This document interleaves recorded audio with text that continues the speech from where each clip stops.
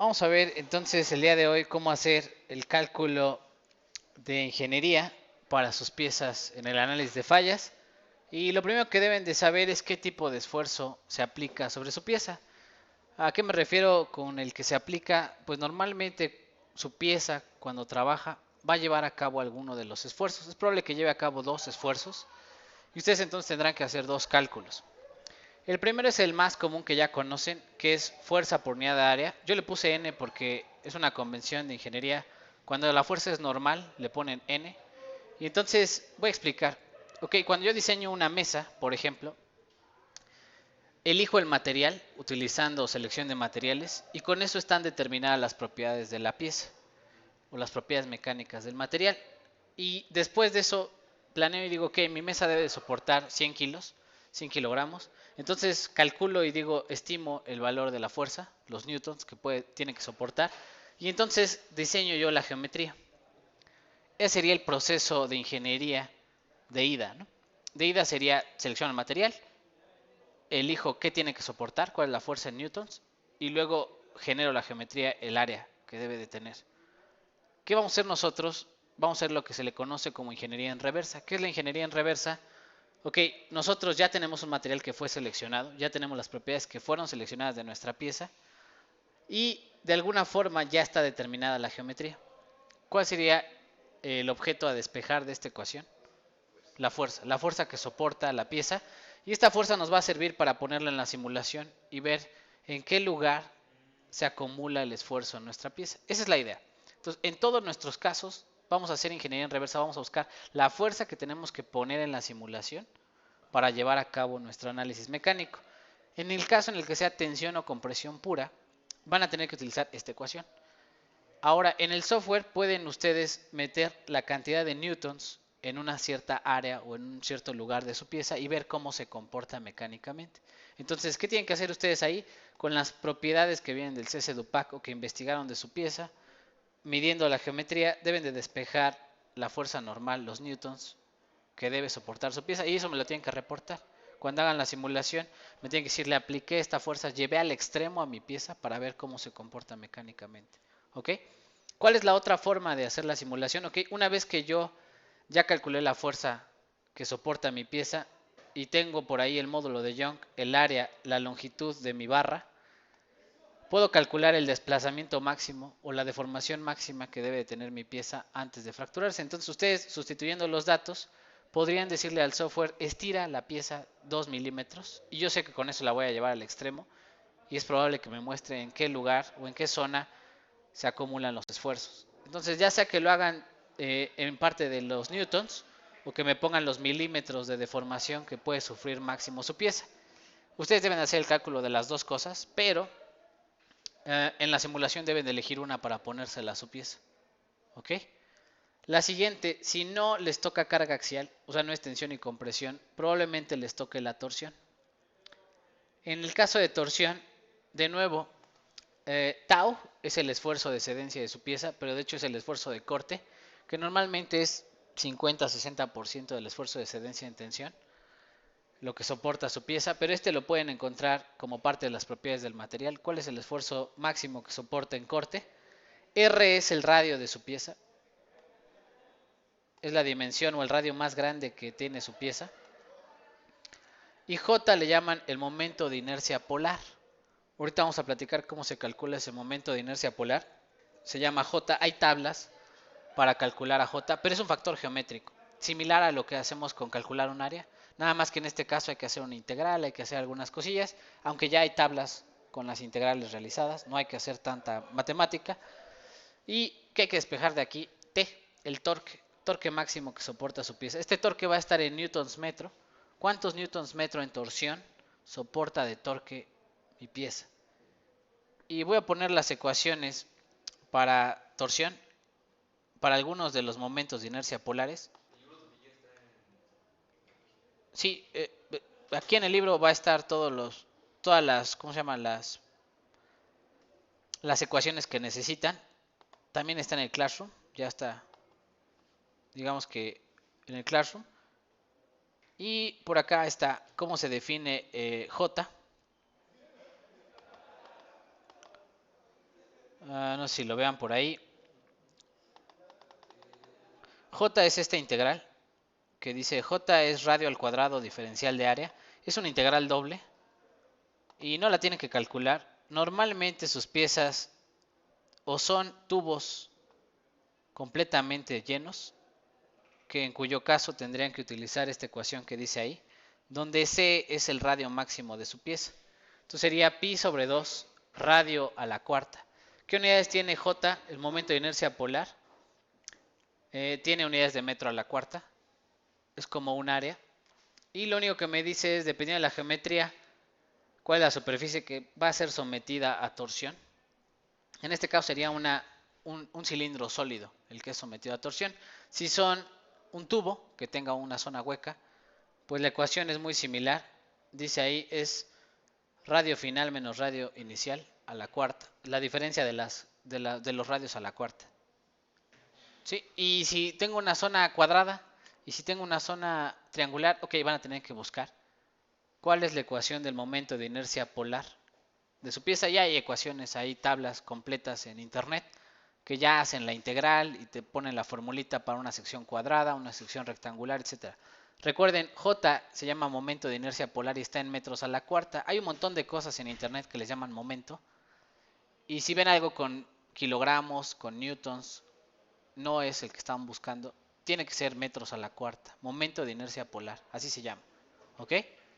Es la única recomendación que les puedo dar. Ustedes, dependiendo de la geometría de su pieza, si es una elipse o algo por el estilo, tendrán que buscar la ecuación adecuada.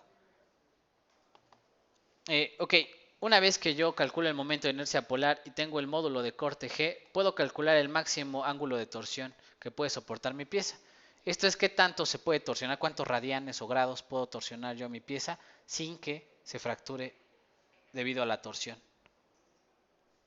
¿Ok? Este ángulo de torsión de nuevo dependerá de la longitud de su pieza. Si su longitud es muy grande, si es una varilla muy larga, pues es probable que incluso ya le esté dando una vuelta y todavía no falla la pieza, porque el ángulo de torsión es suficientemente largo, ¿no? La pieza es muy larga y entonces le puedo dar mucha torsión sin que se fracture. Pero si es una pieza corta, con poquito ángulo de torsión, luego fractura, ¿ok? ¿Qué otra cosa es probable que necesiten? Algunos que tengan piezas que están embebidas en motores, probablemente puedan calcular el torque de su motor utilizando esta ecuación.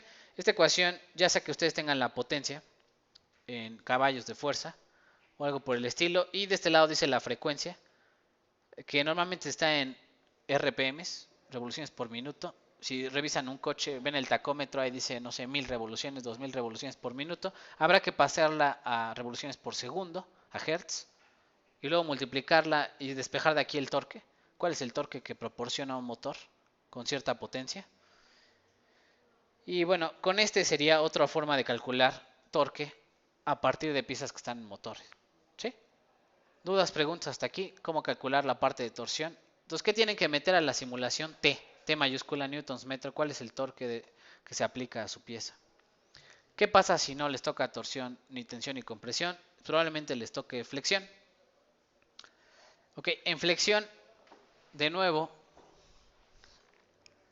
¿cuál sería el dato a despejar? Sería M, que se le llama el momento de flexión, que también está en newtons metro, newtons por metro. Sigma es el esfuerzo que soporta su pieza. Y, ahorita platicamos quién es Y. Y es la distancia desde el centro de su pieza hasta el extremo. Es como mitad del espesor de la pieza. Y I le llaman el momento de inercia. Aguas porque este es momento de inercia a secas. Y el otro es momento de inercia polar. Son cosas distintas. También está en metros a la cuarta. El momento de inercia I. Vamos a ver directamente en el libro cómo se calcula, cuál es la caricatura para una pieza en flexión.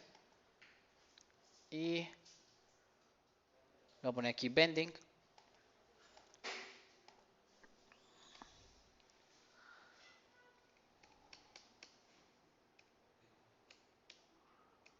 Todos ustedes ya lo vieron en sus clases de teoría, quiero pensar.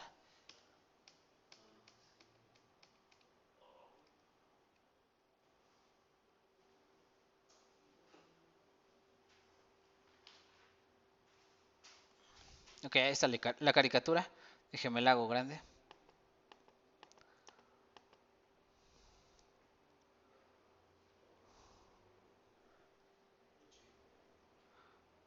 Ok, cuando ustedes flexionan una pieza, la mitad de la pieza va a estar sometida a compresión y la mitad a tensión. Y, el dato que necesitan es del centroide hasta el extremo superior. Cuando Y es máximo, se vuelve C. Esa distancia desde el centroide hasta un extremo de la pieza, esa es la que se conoce como la distancia máxima a la que ocurre el esfuerzo. Entonces, ¿qué tienen que hacer ustedes? Encontrar, si es una pieza rectangular, pues la mitad de la pieza, la mitad del espesor es la que va a valer Y. Pero si es una pieza cilíndrica, esférica o alguna cosa, alguna sección transversal extraña, habrá que buscar el centroide y de ahí hasta el extremo más grande, esa sería Y. Y el momento de inercia, la famosa I que vimos por ahí, la voy a poner por acá abajo. De hecho ahí se alcanza a ver un poquito mejor en esta figura de aquí cómo se da el momento de flexión. Una zona va a estar sometida a compresión y otra a tensión y el esfuerzo máximo se da hasta arriba, en el extremo superior. Y entonces Y es el máximo. Ustedes tienen que evaluar el máximo espesor desde el centroide hasta el máximo espesor posible. Y el momento de inercia por acá abajo uh, está. Es esta integral que aparece ahí. La integral de Y de área. Y en el libro viene ahí una tabla para varias geometrías. Hasta el final. Dice ahí propiedades geométricas y elementos de área. Y por ahí vienen para distintas geometrías los momentos de inercia de sus piezas. Ahí viene cómo calcular I, ya sea que el centro esté a la mitad de la pieza, sea un triángulo, por ejemplo, sea un trapecio o sea un círculo, o sea una circunferencia. Así pueden encontrar para el momento de inercia polar tablas en internet donde vienen las ecuaciones para calcular cada cosa. Sí, entonces ustedes, es como un área, es como calcular un área.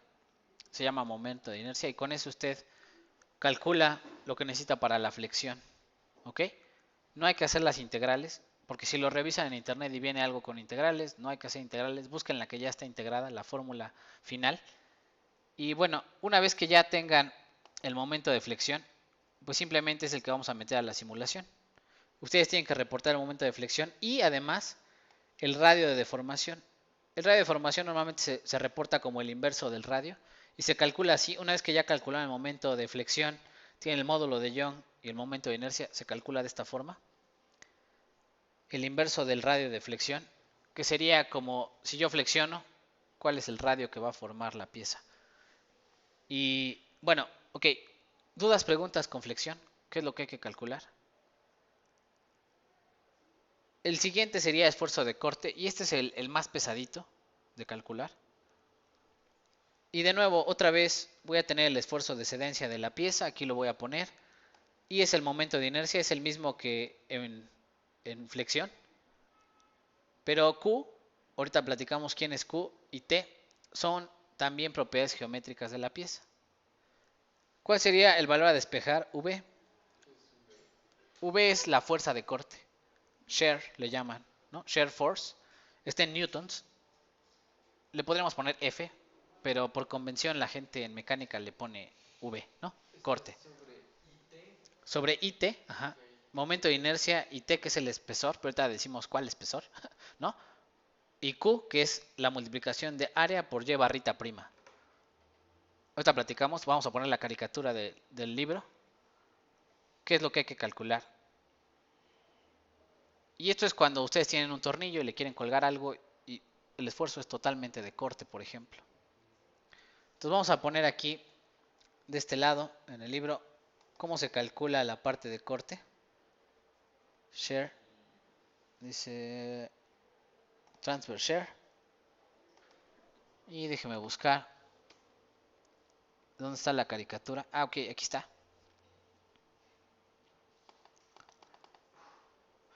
Dice ahí la fórmula de corte. Ok, es esta gráfica que parece huevo, que está de este lado. Voy a intentar hacerlo lo más grande posible.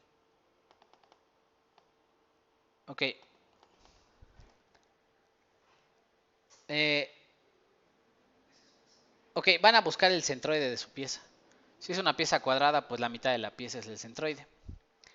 Y la mitad del área, pensemos que el centroide es esta línea que se encuentra aquí. La mitad del área, esa se llama A'. Y el centroide de la mitad del área, esa se llama Y barrita prima. Ahora, si su pieza es rectangular, les diría Y barrita prima es un cuarto de la pieza, un cuarto del espesor. Y el área prima sería la mitad del área, así de fácil, ¿no? Si es un círculo, pues la misma idea, la mitad del radio y la mitad de la circunferencia, así de simple. Y bueno, ok, ¿y cuál sería el espesor? Se dan cuenta, el espesor es el otro lado, la otra distancia que queda justo a la mitad de la pieza, T. Esas tres cosas yo necesito, el área de la mitad de la pieza, la distancia desde el centroide hasta el, más bien del centroide de la mitad del área hasta el centro de la pieza, que sería como un cuarto de la pieza, y el espesor de la pieza. Con todo eso calculo yo la, ¿qué? La fuerza de corte, V, en newtons, y todos son factores geométricos. El momento de inercia es de toda el área, y es de toda el área, porque también lo van a necesitar para el corte. Y bueno, es todo lo que necesitan saber para hacer sus cálculos. ¿Por qué necesitan ustedes hacer estos cálculos previo a la simulación? Porque la simulación les va a pedir el valor de fuerza de corte que le van a aplicar a su pieza. Si ustedes no saben cómo poner eso en la simulación o ponen otro valor al azar, diría yo que nada más están jugando con el programa. No están realmente sometiendo la pieza a las condiciones extremas a las que debe estar sometido. Ok, ¿dudas, preguntas de cómo calcular la fuerza de corte? Entonces, mitad del área es esa prima. El centroide de la mitad del área es A barrita prima. El espesor a la mitad de la pieza es T. Y el resto es historia. Para multiplicar Q es la multiplicación de área prima por el centroide prima. Y T es el espesor y es el momento de inercia de todo el área de la pieza. Y este es el esfuerzo de excedencia de corte de su pieza. ¿Sí? Propiedad del material. Y lo que hay que despejar es V, la fuerza de corte que se aplica sobre la pieza. Bueno, vamos a seguir. ¿Qué otros cálculos pueden ustedes necesitar al momento de hacer la ingeniería en reversa? Si ustedes tienen una tubería, un recipiente sometido a presión, pues dependiendo de si es cilindro o esfera, ustedes tienen el esfuerzo de excedencia de la pieza, tienen el radio y el espesor de la pared, y aquí habría que despejar a P, la presión interna que soporta la pieza en su interior. Dependiendo del valor del espesor, el radio de la pieza, del cilindro y el esfuerzo de excedencia, ustedes deben de ser capaces de despejar la presión que soporta dentro de la tubería o dentro del contenedor a presión si es un tanque. Y el último, en caso de que su pieza esté sometido a ciclos de temperatura y que la temperatura genere una deformación significativa, esta es la forma de calcular la deformación debido a la expansión térmica de una pieza. Si su pieza es parte de un boiler, si su pieza es parte de algo caliente, ustedes deben calcular qué tanto se calienta la pieza, cuál es el coeficiente de expansión térmica de la pieza y la longitud de su pieza para saber qué tanto se expande y si es probable que esté sometido a una presión suficiente para que se fracture. Entonces probablemente esté mal diseñado o algo por el estilo. Y bueno, ¿cuál es la idea? Una vez que ya calcularon esto, lo que van a hacer es van a meterlo al software. El software lo que va a hacer es va a cada pieza de la, más bien a cada parte de la pieza la va a cortar en pedacitos, lo que le llaman elementos o nodos, y va a definir el estado de esfuerzos de cada nodo utilizando un tensor. Y esto ya es choro de teoría, ¿no? Ya que está intentando someter a todo el cubito a esfuerzos, vamos a definir el estado de esfuerzos como el tensor de esfuerzos. Y lo que va a hacer la pieza es que a partir de las propiedades macroscópicas del material, va a intentar predecir qué pasa en el interior de la pieza. Es decir, va a tomar todo el esfuerzo de corte, el módulo de Young, el módulo de Poisson y todas las propiedades del material para intentar deducir qué le va a pasar cuando ustedes le apliquen la fuerza. ¿Cuál es la idea? Ok, la idea va a ser que lo que va a calcular su software es el desplazamiento de cada punto de su pieza, a lo que le llama U. Haciendo derivadas va a calcular la elongación y también va a haber un tensor de elongación, así le llaman. Va a definir qué tanto se deformó el cubito de cada parte de la pieza. Y cada deformación la va a calcular con derivadas, así de fácil. Lo que resuelve su software es el desplazamiento de cada punto de su pieza. Con derivadas calcula el tensor de elongación y define qué tanto se deformó ese cubito de la pieza. ¿Cómo resuelve esto? Pues a través de un balance de momentum. El balance de momentum, ahorita platicamos de los parámetros de la ME. El balance de momentum básicamente lo que hace es resolver esta ecuación diferencial parcial que les permite conocer el estado de esfuerzos y el estado de deformación de su pieza. Prácticamente todos los software resuelven esta ecuación de aquí abajo, que es la ecuación de medios continuos para sólidos, donde U es el desplazamiento de cada punto en su pieza. Para resolverlo, pues utiliza algunos valores que son propiedades del material, a los cuales se les llama parámetros de la ME. ¿Cómo se calculan los parámetros de la ME? Pues uno es el inverso del módulo de corte, tiene que ver con el módulo de Poisson y el módulo de Young, son propiedades del material. Y una vez que resuelvo esta ecuación diferencial, me calcula el desplazamiento de cada punto de su pieza. Y me voy de regreso, como ya tengo el desplazamiento, lo derivo y me da el estado de elongación de cada punto, lo vuelvo a derivar y me da el estado de esfuerzos de cada punto, así de fácil, ¿ok? Entonces el software resuelve desplazamiento, después ¿qué hace? Deriva una vez y resuelve la elongación y luego con la ley de Hooke resuelve el esfuerzo, así de fácil, ¿no? Se va como de regreso. Y bueno, ahí están todas las ecuaciones, diría yo que esto es choro de teoría que ustedes ya conocen. Eh, la ley de Hooke es la relación entre esfuerzo y deformación con la cual van a hacer los cálculos. Lo que va a pasar en la simulación es que al principio ustedes resuelven el estado de deformación de su pieza y luego les va a preguntar qué quieren calcular. Y una de las cosas más importantes que vamos a calcular pues es el círculo de Moore en cada punto de su pieza. Con el círculo de Moore van a sacar las direcciones principales del esfuerzo y van a tener su famoso vector de ¿qué? Von Mises para tener un criterio de falla. Y diría yo que eso es parte de su teoría, no lo vamos a explicar aquí a detalle, solamente les voy a pedir que hagan su simulación, pero sepan que todo eso es lo que hace su software, resuelve todo eso. Y bueno, vamos a entrarle a los golpes con el software.